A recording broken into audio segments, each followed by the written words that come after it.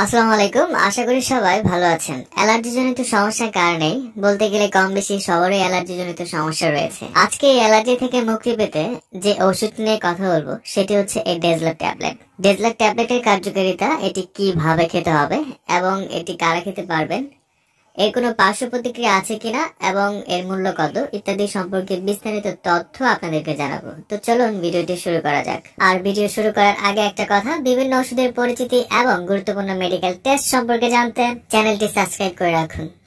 ছন্নছন্নতা মুক্ত এবং অধিক কার্যকরী অ্যান্টিহিস্টামিন হচ্ছে এই ডেজলার ট্যাবলেট। বাজারে সচরাচর যে অ্যান্টিহিস্টামিন গুলো পাওয়া যায় তার বেশিরভাগই হচ্ছে সিডেটিভ, যা খেলে আপনার ঘুম ঘুম ভাব বা দুর্বল লাগে। কিন্তু এই নন সিডেটিভ ট্যাবলেট ডেজলার ট্যাবলেটটি খেলে সেটি হবে না। ডেজলার ট্যাবলেট বাজারে নিয়ে এসেছে ওরিয়ন ফার্মাসিউটিক্যাল লিমিটেড। আর প্রতি পিস ডেজলার ট্যাবলেটে রয়েছে ডেজলুরাটিডিন 5 মিলিগ্রাম। ডেজলার আরো দুটি ফর্মে পাওয়া যায়, তার মধ্যে রয়েছে ডেজলার সিরাপ এবং ডেজলার ড্রপ। ডেজলার ট্যাবলেটের কার্যকারিতা, ডেজলার পেরিনিয়াল এবং সিজনাল অ্যালার্জিজনিত সমস্যায় সব থেকে বেশি কাজ করে থাকে। যেমন অনেকের হাঁচি কাশি জনিত সমস্যা থাকে, একবার হাঁচি আসলে শুধু আসতেই থাকে, সেই ধরনের চিকিৎসাতে ডেজলার ট্যাবলেট দারুণ কাজ করে থাকে। এছাড়া নাক দিয়ে পানি পড়লে বা নাক চুলকালে বা ঠান্ডা জনিত সমস্যায় নাক বন্ধ হয়ে আসলে এসব ধরনের সমস্যায় ডেজলার ট্যাবলেট কাজ করে থাকে। এছাড়াও চোখের চুলকানিতে বা চোখ দিয়ে পানি পড়লে অথবা হাতের তালু চুলকালে অথবা শরীর চুলকালে ডেজলার ট্যাবলেট অসাধারণ কাজ করে থাকে। বিশেষ করে শরীরের স্কিন র্যাশ, যেটা লাল লাল ছোপ ছোপ দাগ হয়ে যায়, সেই চিকিৎসাতেও ডেজলার ট্যাবলেট সফলতার সঙ্গে ব্যবহার করা হয়ে থাকে। তো চলুন বন্ধুরা, এবার জানা যাক ডেজলার ট্যাবলেট আপনি কিভাবে খাবেন বা ডেজলার ট্যাবলেটটি খাবার নিয়ম কি। প্রাপ্তবয়স্ক বা 12 বছরের ঊর্ধ্বে একটি করে ট্যাবলেট শুধুমাত্র একবার খাওয়া উচিত অথবা ডক্টরের পরামর্শ নিয়ে গ্রহণ করা উচিত। ডেজলার সিরাপ বা ডেজলার ড্রপের ডোজ সম্পর্কে জানতে এর ভিতরে নির্দেশনাবলী আপনি পড়ে নিতে পারেন।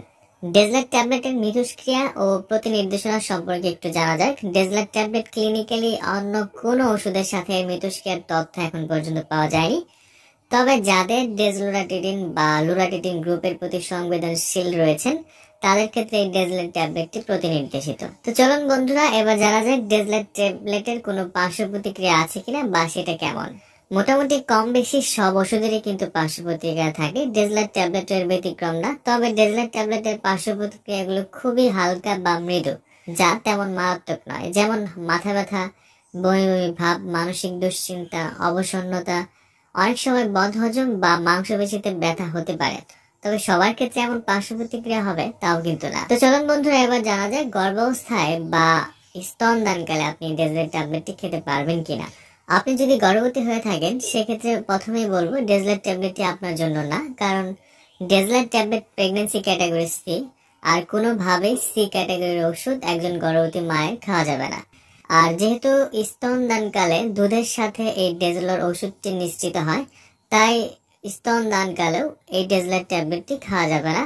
আর যদি একান্ত খেতেই হয় সেক্ষেত্রে অবশ্যই একজন ডক্টরের পরামর্শ নিয়ে স্তনদানকালে গ্রহণ করতে হবে। ডেজলার ট্যাবলেটটি আপনার কাছে যে কোনো ফার্মেসিতেই পাবেন এবং ওষুধ কেনার আগে ওষুধের উৎপাদন তারিখ এবং মেয়াদোত্তীর্ণ তারিখ দেখে ক্রয় করবেন। প্রতি পিস ডেজলার ট্যাবলেটের মূল্য হচ্ছে মাত্র 4 টাকা। ওষুধটি সরাসরি সূর্যের আলো থেকে দূরে এবং শুষ্ক স্থানে রাখবেন এবং সকল ওষুধ শিশুদের নাগালের বাইরে রাখবেন।